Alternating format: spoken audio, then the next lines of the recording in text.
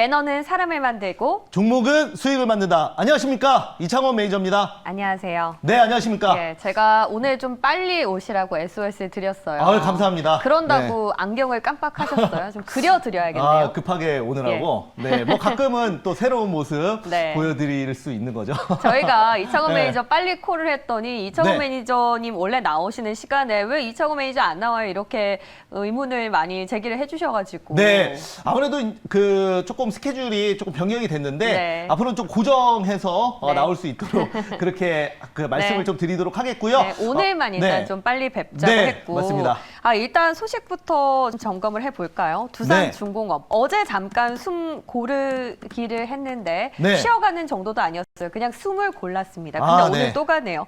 VI도 걸렸더라고요. 제가 잠깐 봤을 때. 네. 와, 두산중공업. 언제까지 와. 가는 걸까요?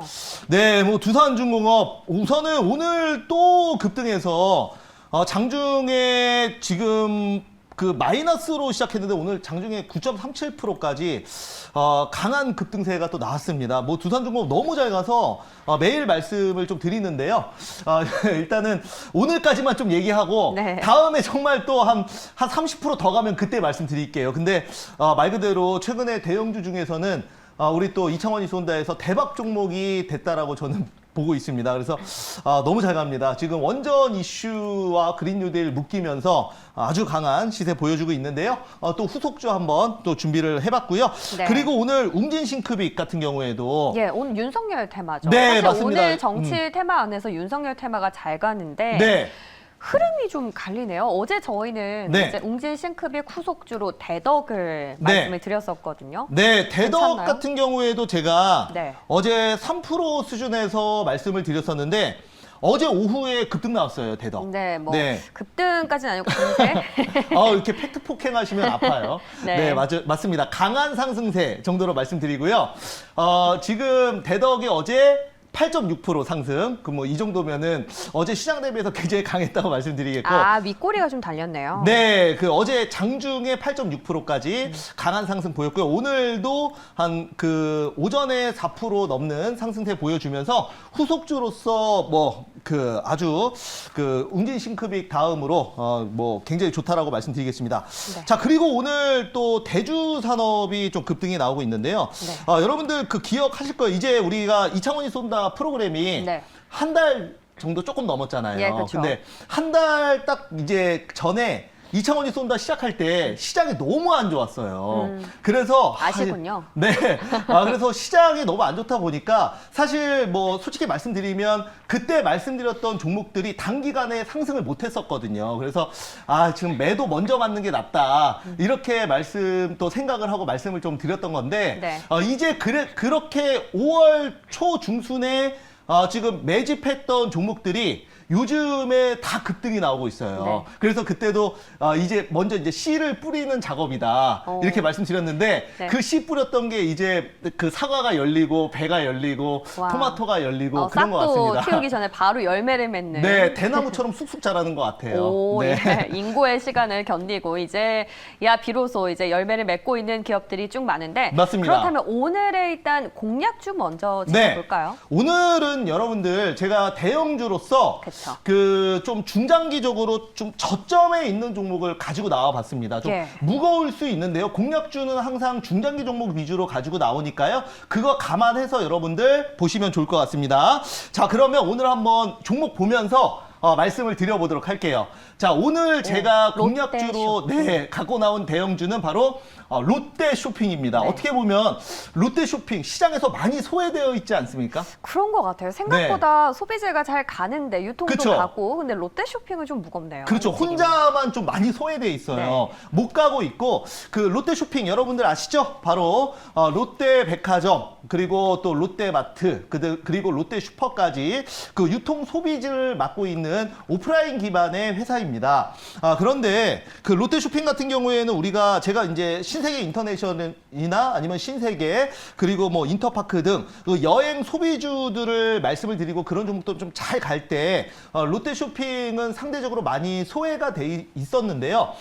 그 이유를 조금 말씀을 드릴게요. 자, 먼저 롯데 쇼핑은 그동안 그 상당히 많이 좀 핍박을 받았어요. 제가 봤을 때는 이제 3번 연속으로 연타를 맞았는데 그게 이제 첫 번째로 바로 롯데 그룹 자체가 과거에 또 그 반일 운동, 또 이런 그 피해주로 엮이면서 그때 당시에 좀 그런 그 내용으로 또 수급이 많이 빠졌었고요. 실질적으로 실적에 좀 타격을 입었었고, 그 다음에 이제 두 번째로 바로 이 롯데 그룹이 소유하고 있는 이 사드 배치, 땅 소유 관련된 내용이 나오면서 또 중국 쪽에서도 그 중국인들이 롯데 그룹을 좀 배척하는 모습을 보였습니다. 그쵸. 예, 그래서 참고로 뭐 롯데 월드 타워 있지 않습니까? 네. 우리나라에서 제일 높은 그 롯데월드 타워 보면 시그니엘도 뭐 100평, 200평, 뭐 300평짜리 아파트가 있는데 그게 아직도 미분양인 데가 많아요. 와. 근데 그게 원래 그 사실 300평이면 뭐 아파트 한 채 뭐 몇백억 하거든요.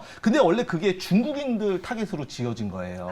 예, 근데 그 중국의 어떤 그 소비를 충분히 할 수 있는 분들이 그 계약을 거의 안 하면서 이게 이제 공실로 남아 있는 예. 그런 것도 이제 나왔고, 물론 뭐 지금은 또 그 내국인들이 계약을 하면서 어느 정도 채워지고 있는 상황이고. 롯데가 참 네. 일본도 그렇고 중국도 그렇고 네. 지정학적인 영향, 리스크를 많이 받는 기업인 것 같아요. 네, 맞아요. 그리고 네. 여기에 이제 추가적으로 또 코로나까지 겹치면서 삼중고를 겪었던 종목이에요. 예. 하지만 요즘에 다시 살아나고 있다라고 말씀드리고요. 주가는 이런 그 악재로 인해서 너무나 많이 빠져 있어요. 제가 한번 볼게요. 자, 차트 한번 보면서 말씀을 드려볼게요. 그래서 종목이 안 좋은 거 아니냐라고 말씀하실 수 있는데, 실제로 지금 그 롯데 쇼핑 같은 경우에는 제가 아까 말씀드렸던 롯데 쇼핑이 처음부터 이제 삼중고를 겪기 시작한 그 시점 대비해서 거의 한 3분의 1 토막도 더 많이 났습니다. 그러니까 40만 원 수준의 그래도 움직였었는데 지금 얼마입니까? 12만 3천 원이에요. 그래서 안 좋지 않습니까가 아니라 그렇게 그동안 핍박을 받았기 때문에 주가가 악재가 다 반영돼 있다. 그래서 이제는 더 이상 뭐 악재가 사실 나올 게 별로 없다. 이렇게 말씀을 좀 드려보도록 하겠고요. 자, 그러면 이제 충분히 저점인 거는 우리 시청자분들도 아실 겁니다. 많이 빠졌으니까 고점 대비해서 거의 4분의 1 토막이 났으니까. 그러면 앞으로 어떤 재료로 올라갈 수 있는지를 보면은 그 지금 롯데 쇼핑 같은 경우에 내용이 나온 걸 보면 네. 우선은 그 롯데 슈퍼 같은 경우에는 코로나로 인해서 그 마이너스가 났어요. 한 전년 동기 대비해서 매출이 한 10% 정도, 10% 조금 넘게 빠졌거든요. 오프라인 매장이요? 네, 롯데 슈퍼. 네. 하지만 롯데 백화점 그리고 롯데 마트 같은 경우에는 실적이 지금 턴어라운드가 되고 있어요. 맞아요. 그리고 또 롯데 쇼핑 같은 경우에는 우리가 이제 쿠팡이나 이마트와 다르게 좀 온라인 쪽은 조금 이 턴어라운드가 늦었거든요. 온라인 쪽에 투자도 많이 안 했었고. 하지만 이제 앞으로 집단 면역 그리고 이번에 얀센 같은 경우에도 지금 예약이 폭발할 정도로 마감됐다고. 그렇죠, 예. 맞습니다. 그래서 그런 그 식으로 지금 집단 면역 달성과 함께 또 정부에서도 지금 해외에 스왑으로 이제 앞으로 면역이 어느 정도 그 집단 면역이 잘 된 국가와 함께 이 여행 계획을 교환할 수 있는 그런 또 그 법안을 추진 중이지 않습니까? 그래서 뭐 지금 현재 싱가포르, 괌, 사이판, 우리 지영 아나운서도 빨리 가고 싶지 않습니까? 그래서 사이판, 만약에 그거 열리면 네. 진짜 예약이 안 될 것 같아요. 제가 가면 누가 방송해요? 주말에 갔다 오셔야죠. 주말에. 네, 최대한 좀 짧은 대로. 그리고 알겠습니다. 대만, 네. 이런 쪽은 현재 이제 앞으로 여행을 좀 빠르게 추진할 수 있어요. 그래서 금토일 나중에 다녀오시고. 그래서 이런 그 여행객이 다시 늘어나면 당연히 면세점. 우리가 롯데 그룹 같은 경우에는 소공동, 바로 중국인들 본점. 면세점.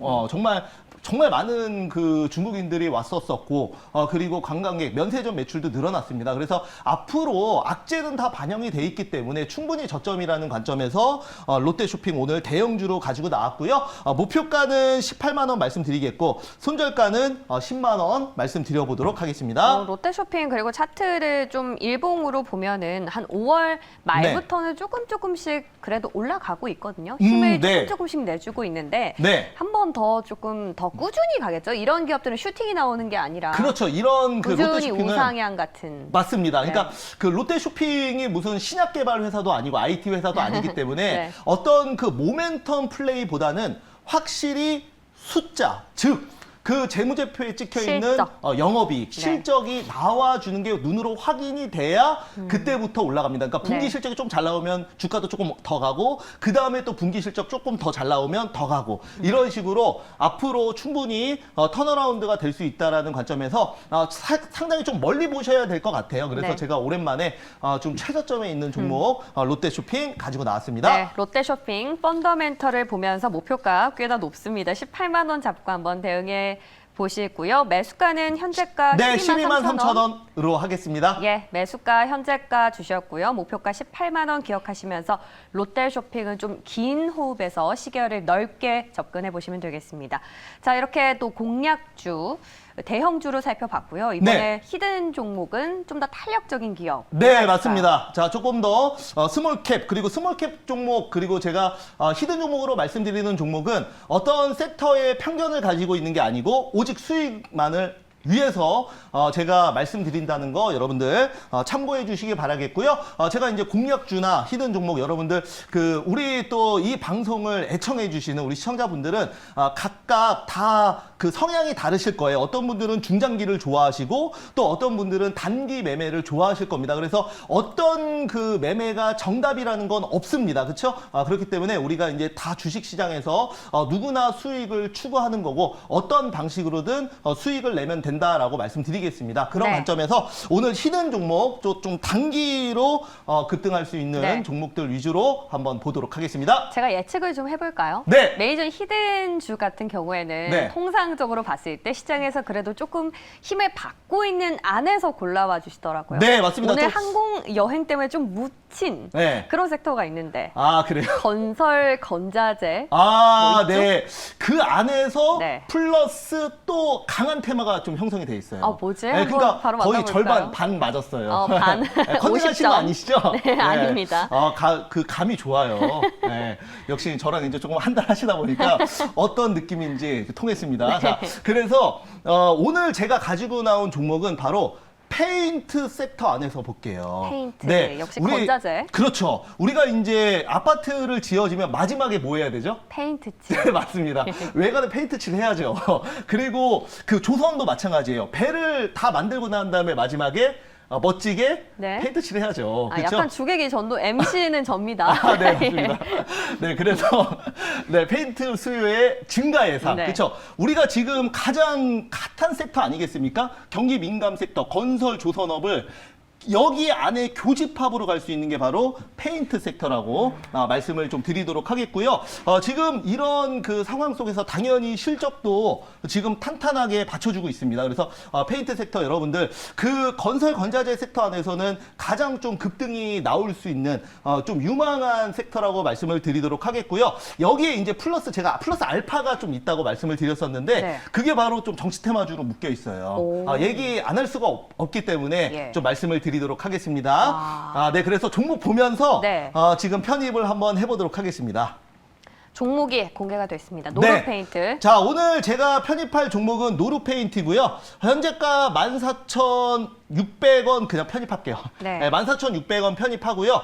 자, 노루페인트 같은 경우에는 우리가 이제 페인트 관련주로서 실적이 3년 연속 영업이익 증가입니다. 그래서 실적이 확실히 받쳐주는 종목이고 여기에 우리가 이제 건설 건자재 같은 경우에는 바로 정책주로 묶여 있죠. 네. 지금 우리 그 서울시장 이번에 서울시장 관련 정책주로 건설재가 떴는데 분명히 다음 대선에서도 건설주 그 주택 보급 관련된 정책은 저는 무조건 나올 걸로 봅니다. 왜냐하면 1년 만에 이 아파트가 지어지고 그리고 모두 입주를 해서 이런 그 주택 그 부족 문제가 해결되지 않을 걸로 보고 있기 때문에 그렇습니다. 어제도 사실 네. 민주당이 공식적으로 입장을 발표한 바 있습니다. 네. 주택을 좀 더 공급을 하겠다 이렇게 입장을 밝혀서 맞습니다. 그러면 오늘 건설주 그것 때문에 가는 건가요?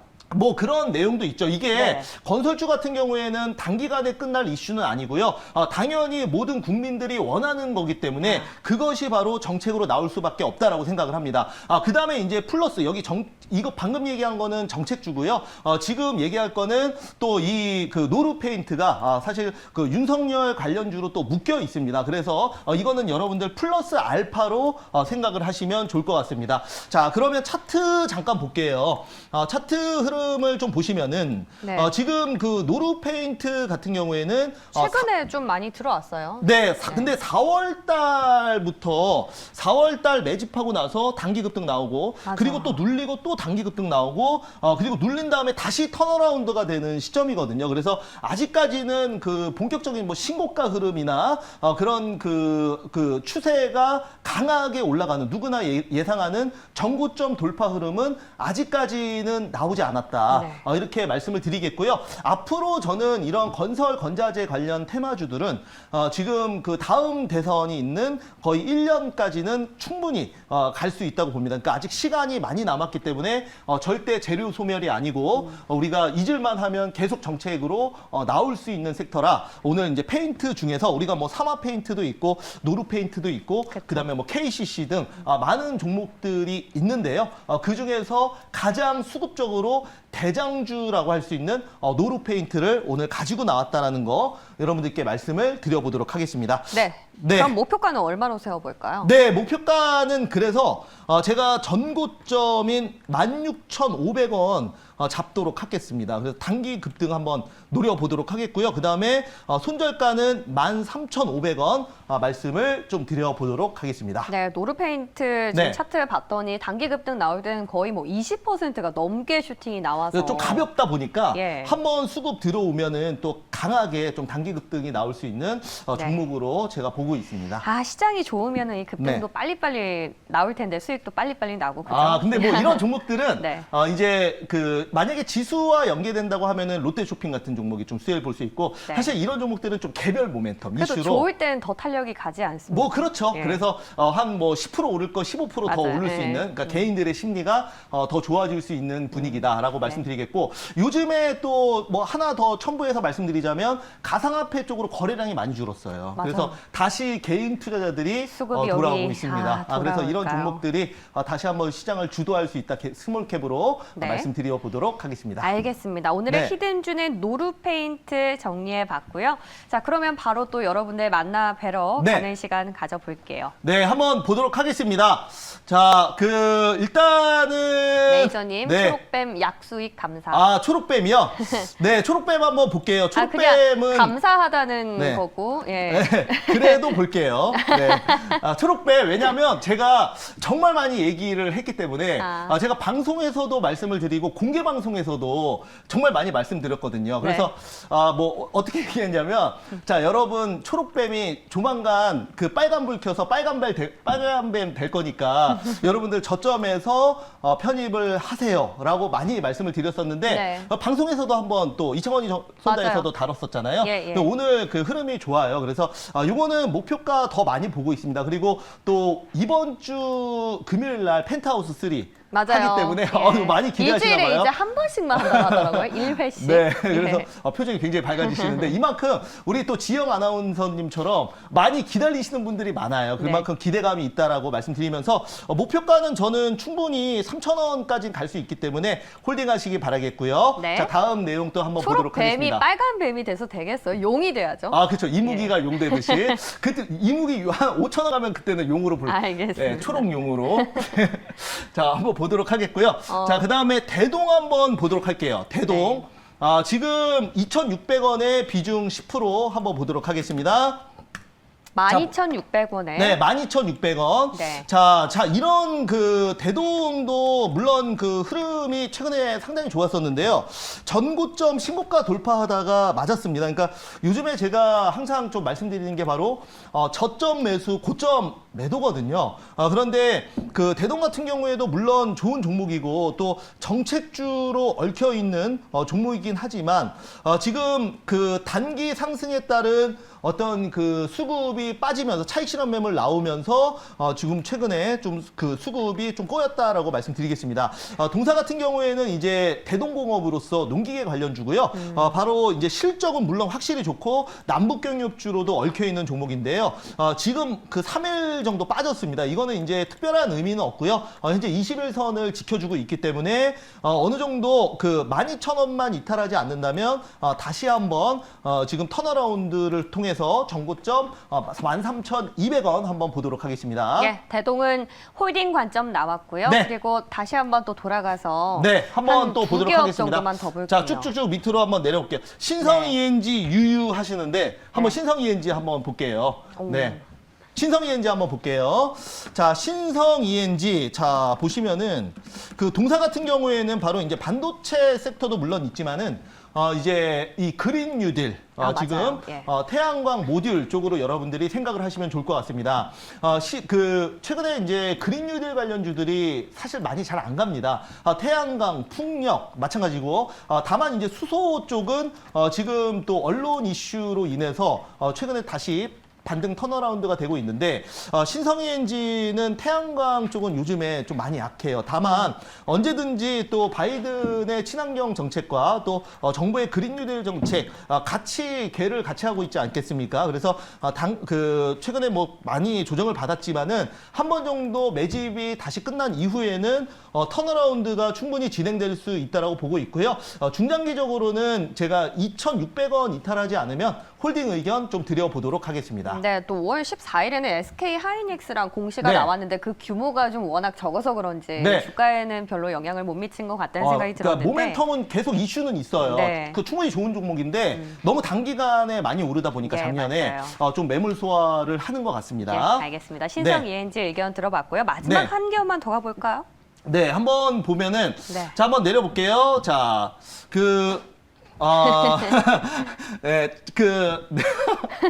네, 사막 콘덴서 한번 볼게요. 사막 콘덴서. 네.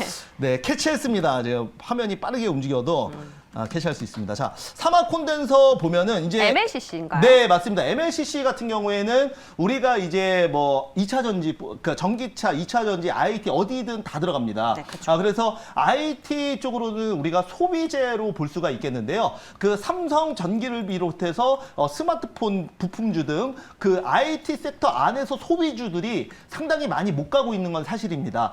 이 그 소비주들은 우리가 이제 코로나의 대표적인 IT 섹터 안에서 피해주라고 말씀을 드리겠는데요.